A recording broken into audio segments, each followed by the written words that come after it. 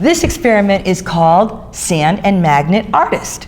For this experiment, you're going to need from your kit the magnet, one of your small test tubes, the iron filings, and the white sand filling.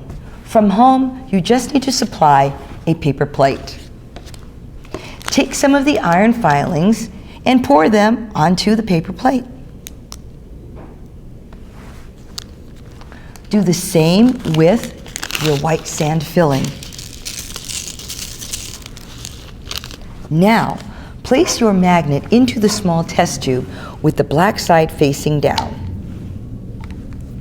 Start to hover the test tube over the plate. Don't touch it, just hover over, and you'll notice that the black filings stick to the magnet. Now you can make a picture. To remove the filings, simply tip the test tube over and you'll see that they all fall off.